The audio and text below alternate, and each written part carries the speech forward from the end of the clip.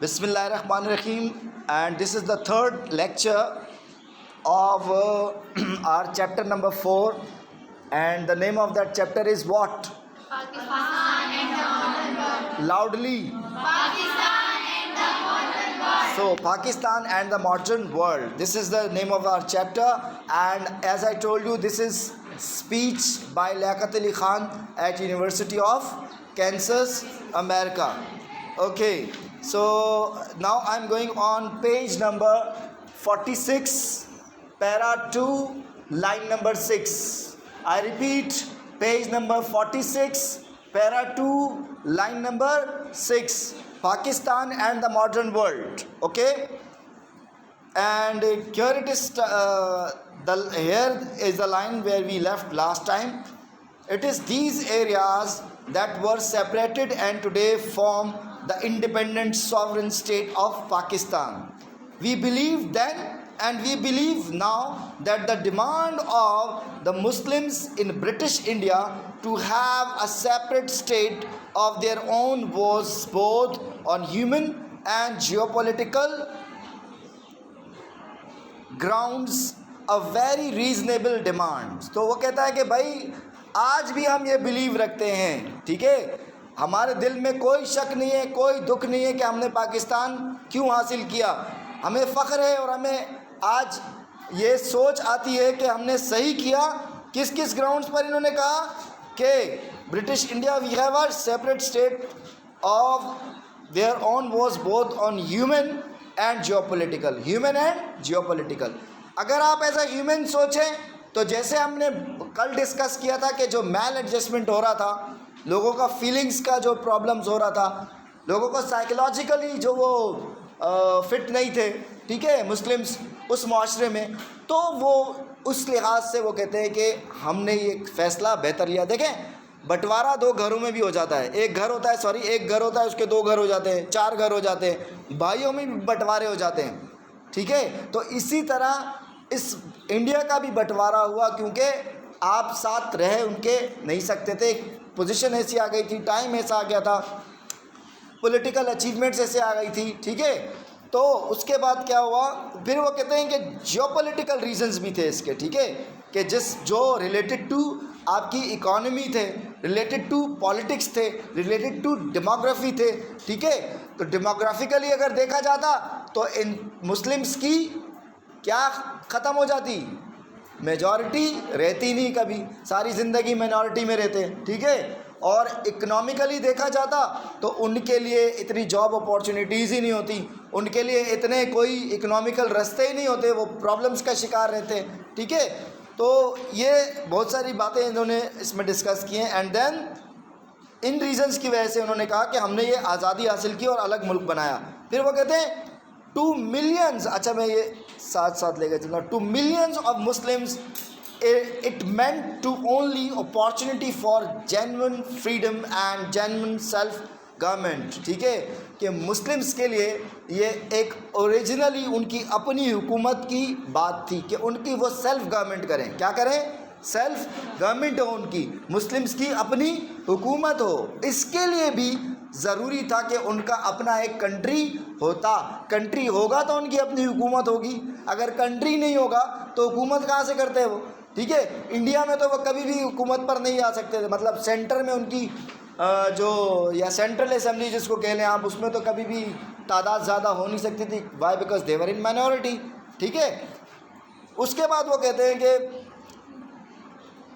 it meant, अच्छा, to millions of Muslims it meant to only opportunity for genuine freedom and genuine self-government. To millions of Hindus it gave the same opportunity for developing their own culture, untrammeled by the constant discontent of a large and unmanageable minority.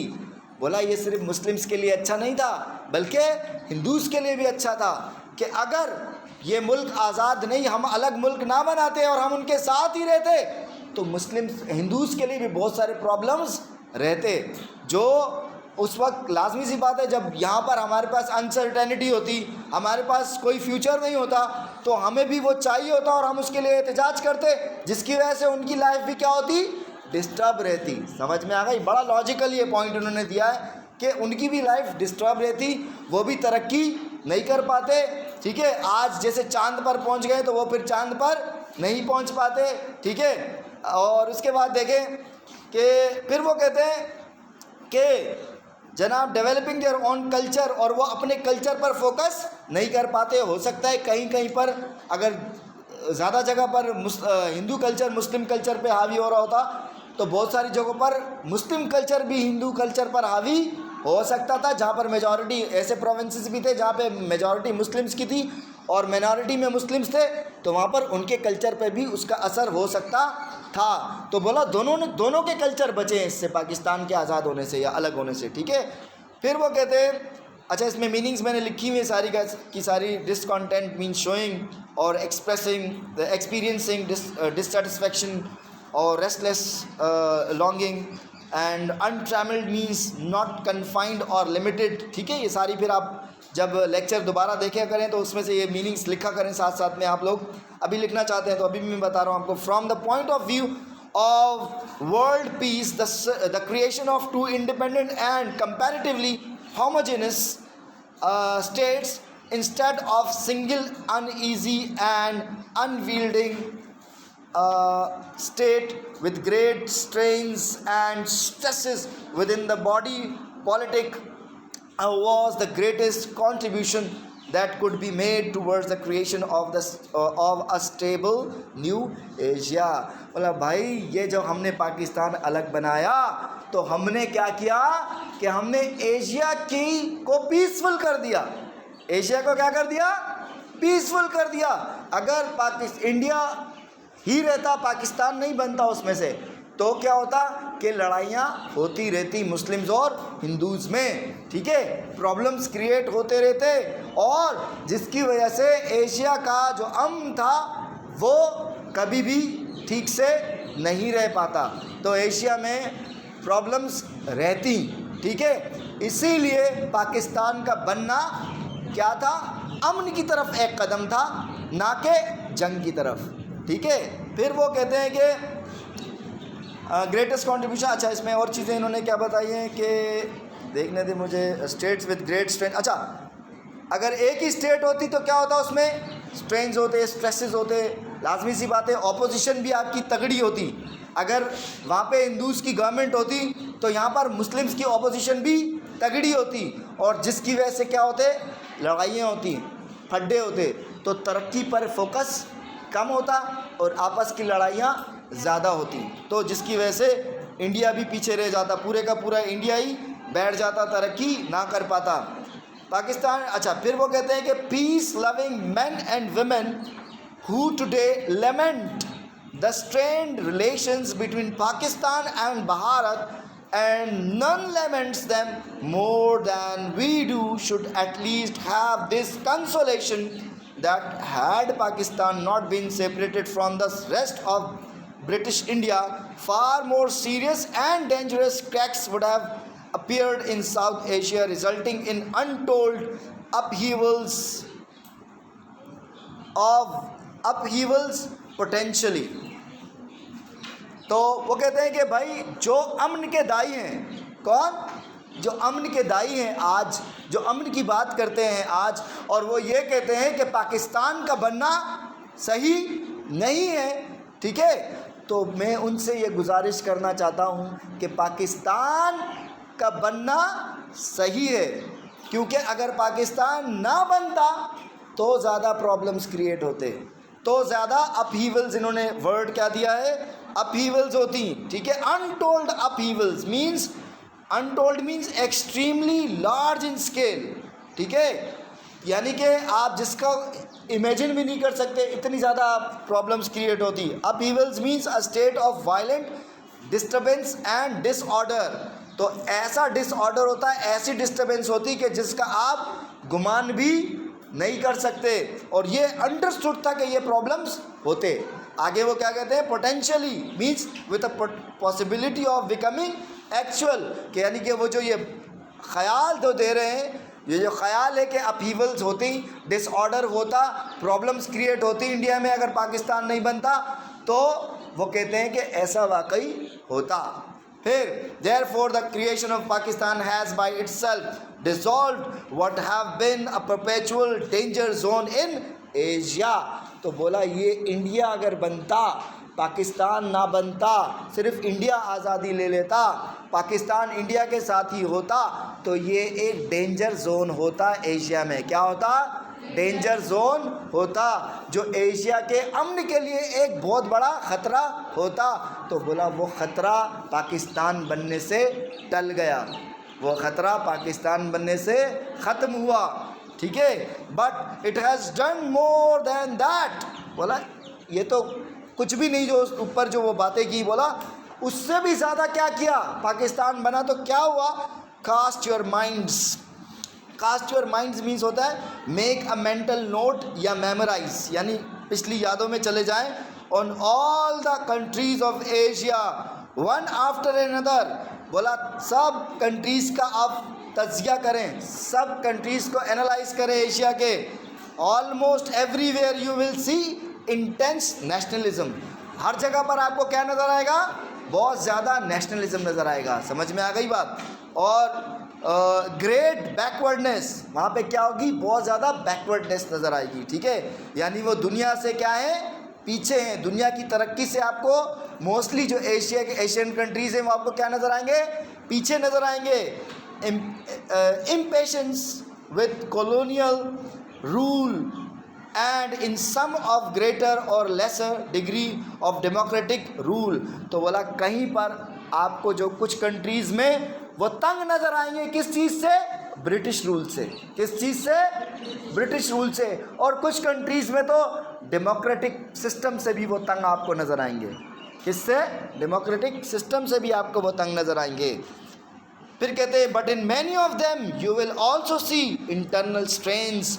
बोला उनमें से बहुत सारे countries Asia में ऐसे कि जहाँ पर उनके कंट्री में ही बहुत सारी शोरिशें चल रही होंगी, बहुत सारे प्रॉब्लम्स चल रहे होंगे, ठीक है। और मोरल डाउट्स, आइडियोलॉजिकल कॉन्फ्लिक्ट्स, उनमें मोरल डाउट्स होंगे, ठीक है, कि किस तरफ जाएं। आइडियोलॉजिकल कॉन्सेप्ट कॉन्फ्लिक्ट्स होंगे कि कौन सी आइडियोलॉजी को फॉलो करें। बहुत सारे कंट्रीज़ में वो कहते हैं कि उनको अपनी आइडियोलॉजी आइडेंटिफाइड नहीं है।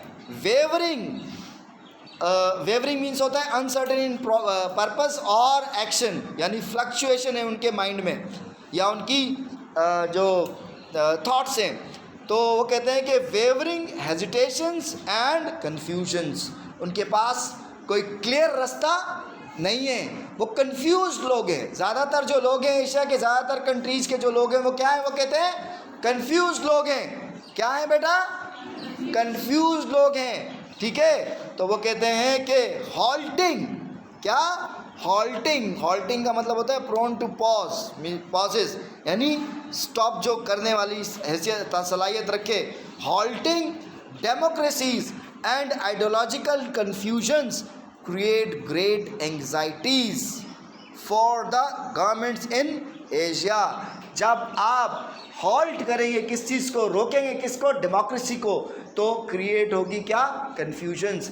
जैसे कि हमारे पाकिस्तान में क्या नहीं हो रहे, अब 90 दिन में इलेक्शंस हो जाने चाहिए, पर अभी तक वो इलेक्शंस नहीं हो रहे। कहते हैं कि जनवरी में होंगे।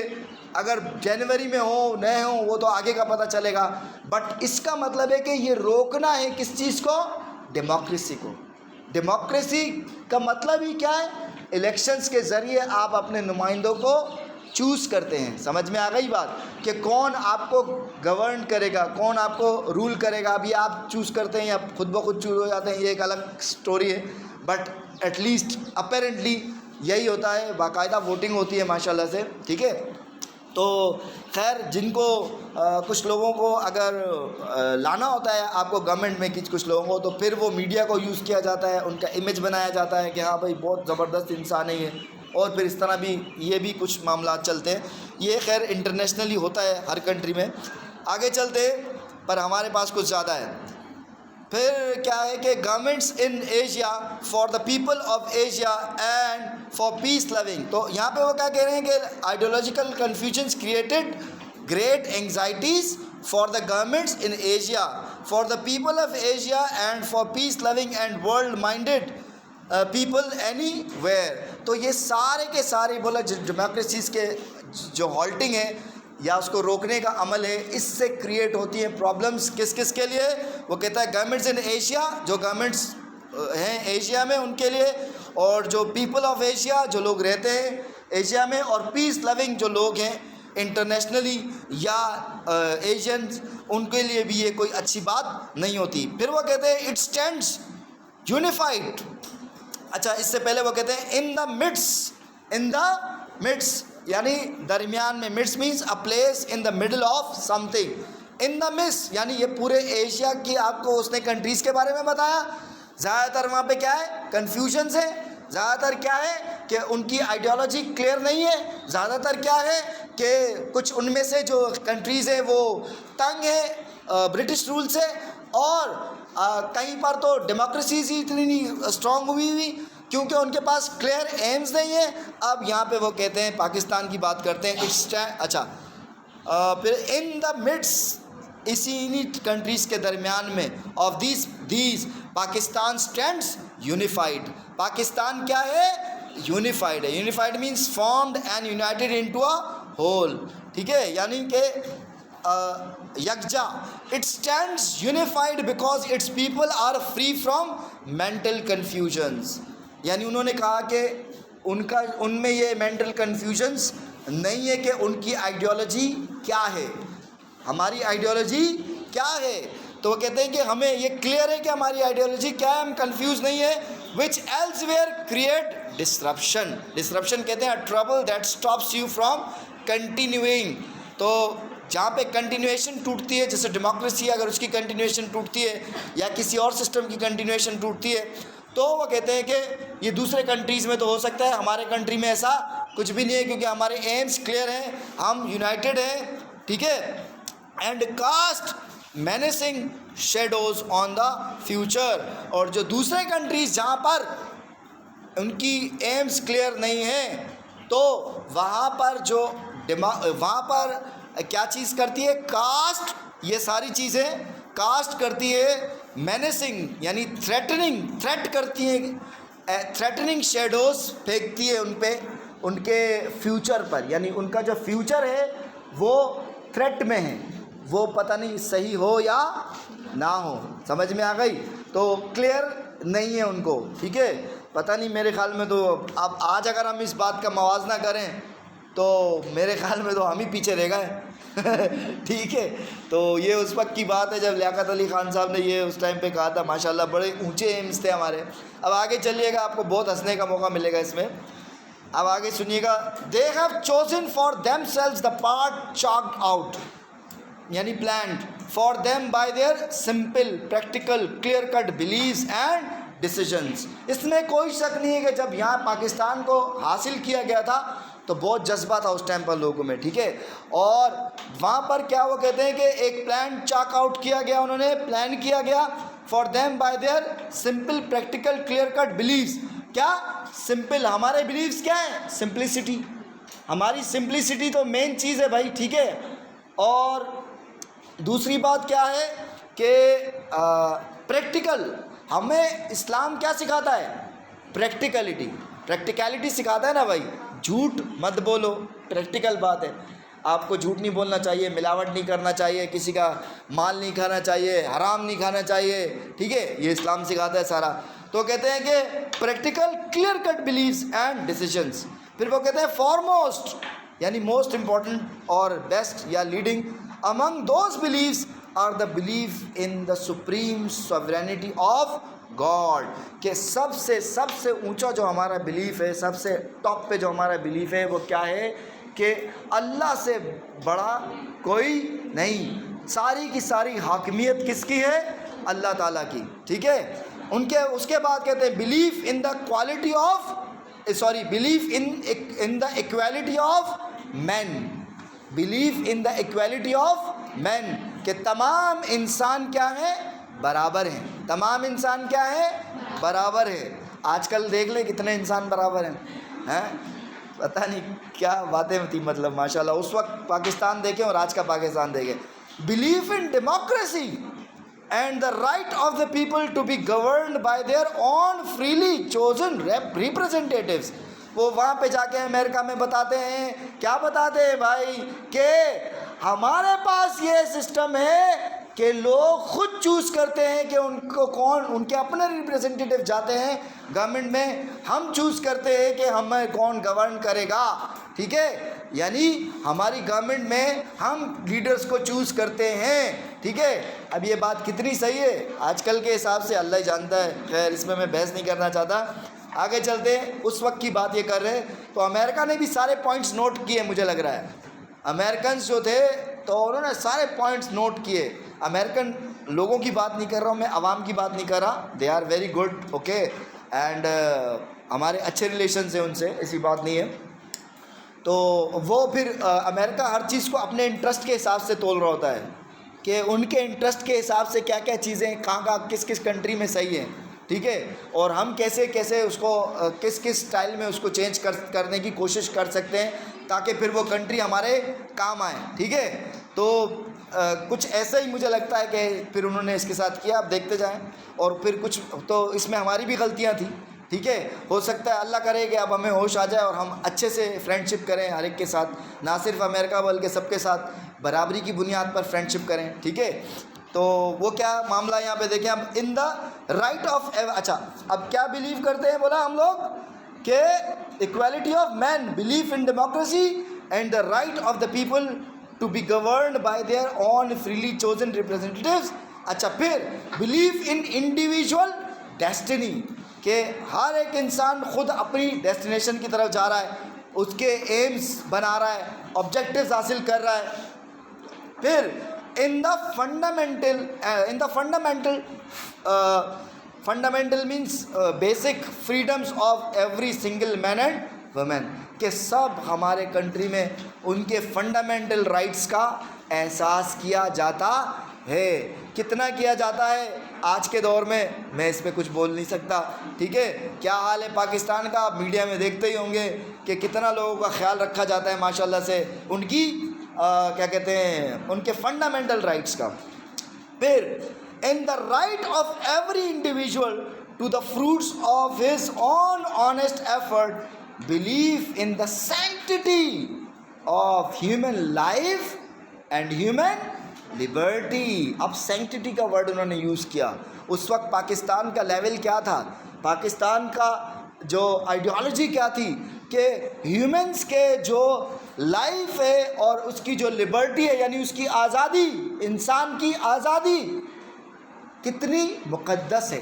क्या है, सैंक्टिटी का वर्ड यूज़ किया जा रहा है, ठीक है। आप कितने आज़ाद हैं, आप खुद समझदार हैं, ठीक है। आज हम कितने आज़ाद हैं आप सोच सकते हैं, तो खुद समझदार हैं आप इस मामले में। तो मुझे लगता है उन्होंने सारी चीज़ें नोट की, आज़ाद हो तुम लोग, अच्छा ठीक है। उसके बाद बिलीव इन यूनिवर्सल पीस, अच्छा बिलीव इन यूनिवर्सल पीस, अच्छा ये तो बहुत अच्छी बात है। आज भी ये बात कायम है कि हम बिलीव करते हैं यूनिवर्सल पीस पे, कि हर जगह पर क्या होना चाहिए, अमन होना चाहिए। इवन हमारी इंडिया के साथ भी हम यही चाहते हैं कि हमारा जो कि सॉन एनिमी रहा शुरू से, हम ये चाहते हैं कि हमारे अच्छे ताल्लुकात उनके साथ रहें, सबके साथ हमारे अच्छे ताल्लुकात रहें, हमारे बॉर्डरिंग कंट्रीज़ के साथ और इंटरनेशनली। इस बात को तो हम मानते हैं कि ये आज भी हम में ये चीज़ कायम है, ठीक है। उसके बाद फिर वो कहते हैं कि ह्यूमन, अच्छा equality, strong belief in resisting. अच्छा फिर ये बड़ी ज़बरदस्त बात है, ये वाली देखिएगा, बिलीफ इन यूनिवर्सल पीस। क्या, सुनिएगा गौर से, प्लीज़ सुनिए, believe in universal peace but N equally strong belief in resisting aggression. क्या, एग्रेशन, टायरनी एंड एक्सप्लॉयटेशन। बोला भाई हम इंटरनेशनल पीस पे तो बिलीव रखते हैं, पर अगर कोई एग्रेशन करने की कोशिश करेगा, एग्रेशन का मतलब होता है स्पोकन और physical behaviour which is threatening और इन्वॉल्व्स हार्म टू समवन और समथिंग, यानी आपको कोई थ्रेट अगर करेगा, कोई भी कंट्री अगर आपको क्या करेगा, थ्रेट करेगा, क्या करेगा, थ्रेट करेगा, तो आप उस थ्रेट का जवाब मुंह तोड़ जवाब दोगे, ठीक है। अब आज के दौर के हिसाब से किस किस ने आपको थ्रेट कर दिया और हमने कितने मुंह तोड़ जवाब दे दिए, अब इस पे मैं बहस नहीं करना चाहता, ठीक है। मैं आगे चलता हूँ। फिर वो कहते हैं कि टायरनी बोला हम एक्सेप्ट नहीं करेंगे, यानी डिक्टेटरशिप। टायरनी का मतलब होता है डिक्टेटरशिप या dominions through threat of punishment and violence. तो भाई डिक्टेटरशिप हम बोला कबूल नहीं करते। लियाकत अली ख़ान ने 1950 में कहा, ठीक है। और आज अगर हम देखें तो पाकिस्तान में एक्सटर्नल डिक्टेटरशिप या फॉरेन कंट्रोल या डोमिनेंस की तो बात बाद में करेंगे।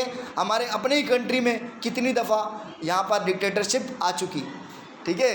कितनी दफ़ा डिक्टेटरशिप आ चुकी, कितनी दफ़ा लोगों ने जो लॉ है या कॉन्स्टिट्यूशन है उसको साइड पर कर दिया, ठीक है, और डिक्टेटरशिप आ गई।